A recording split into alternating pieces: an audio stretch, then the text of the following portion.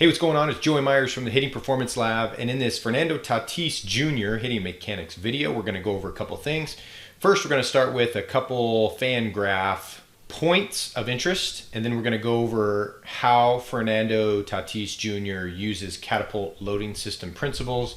And lastly, we're going to touch on how he stays sideways using his lower half. A couple things worth noting in the Fangraphs article is you can see that he is 6'3", 185 pounds. I may be wrong, but that's about what Ted Williams was coming into the league. You can see comparing his 2019-2020 seasons, obviously 2020 is going to be quite shortened, and a 60-game season. You can see that with almost half of the amount of at-bats, plate appearances, he's got almost as many doubles and almost as many homers as he did in 2019, where he played in 84 games. And then you can see in his line drive, ground ball, fly ball rates that, again, this is about half the amount of games in 2019 he played in, and then he's got about half or so that he's played in 2020. You can see that, of course, these numbers, the data is going to be a little skewed because there's lower data points, but you have a 22.4% line drive rate. League average is 20. You got 16.3 here this year. Ground ball percentage was about average last year, 46.6. 46% or 43% is average, so he's a little bit above average. A little bit even more above average at 48.2 this year. And then his fly ball rate has gone up from last year. He's at 30.9%, which league average tends to be. League average is about 34%, and then he's almost about average on his fly ball percentage, but increasing about 5% from last year to this year. Again, we're talking lower data points. All right, let's really dig into this Fernando Tatis Jr. hitting mechanics video. We're going to look at the Catapult Loading System principles. The best view for these, for most of them, is from the pitcher's view. Just to give a little context to this pitch, you can see the location is about up and in part of the strike zone. And the pitch, you can't see it on the screen. I can't see it on the screen, but it's flashing a 9 here, so it's 990 plus for sure. 92, there you go, 92 miles an hour. And now let's check out, and one of the big principles is showing numbers, or what we call neck pressure, creating neck pressure where the head becomes an anchor point, anchors in a tracking position. That front shoulder, scap protraction, for those kinetic nerds out there, is coming underneath the front chin, shoulders sliding under the chin, head is holding its anchored tracking position, and you're going to see Fernando Tatis Jr. in these hitting mechanics. You can see him show his numbers on his back because of what that front shoulder's doing, moving underneath to pass the chin.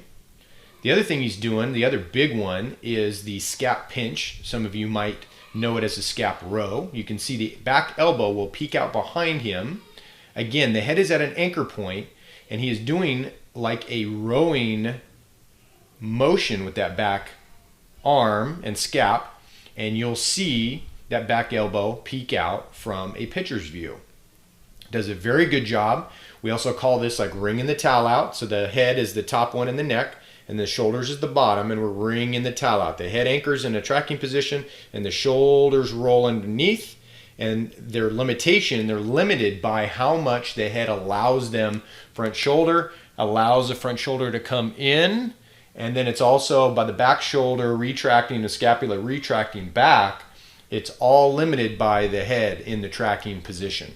The other big principle of the three big Catapult Loading System rules is a downhill shoulder angle. Now, Fernando Tatis Jr. in his hitting mechanics, he doesn't really get a really high back elbow. You see some hitters like Trout will do to angle those shoulders down. He actually keeps his back elbow about the height of his back shoulder, but you're going to see this front shoulder dip down a little bit, almost like we talk about to our hitters, like the alligator when greater or less than signs. So the front shoulder and hip becomes a closed alligator, and the back shoulder and hip becomes an open alligator. So we want to close the alligator on the front side, so we angle the shoulder slightly down, again slightly down, between 6 to 10 degrees down, and that goes for both fast pitch softball and baseball, slightly down, If you do it too much, you're going to end up with a big fat uppercut, slightly down, and then we turn from there. Okay, those are the big three of the Catapult Loading System principles. Let's touch on how he stays sideways with that back foot. In baseball and softball, we're dealing with 90 degrees of fair territory. So we have to manage our bodies effectively within that 90 degrees. To do that, we can't over-rotate our lower half. Rotation is okay at the lower back, but not too much. 7 to 12 degrees of rotation is what the lower back, the lower lumbar, is allowed. 7 to 12 degrees of rotation. The bones in the lumbar aren't made to rotate. They're only made to flex and extend. You can check it out, research it. They are made to rotate. The rotation that you see is from the muscles surrounding the bones. So we want to allow the lower half to decide our directional force or guide our directional force between the 90 degrees of fair territory. So we do not want our hitters over-rotating. What we commonly see is that back foot over-rotating, but you're going to see here in this Fernando Tatis Jr. hitting mechanics video is you're going to see that back heel not rotate all the way over like you see a lot of young hitters do, and he'll actually push it backwards. You can see it going backwards right here. He gets it almost to vertical, and then he pushes it backwards. We call this at Hitting Performance Lab shifting foot pressure. So what generally happens is we'll see foot pressure on the outside of the back foot at this point, at the stride, all the way to the touchdown, inside of the front foot. Then when stride touchdown hits, you're going to see Fernando Tatis Jr.'s hitting mechanics. He is going to shift his foot pressure to the opposite sides of each foot. So where he's inside the front foot, outside the back foot, now you're going to see him shifting to the inside of the back foot, outside of the front foot. Simple move, sideways. You can practice this in your bedroom, just shifting back and forth like a dance, shifting your footwork back and forth. Each foot sideways is going to be opposite of the other, where the foot pressure is. So as the swing starts, you're going to see foot pressure outside.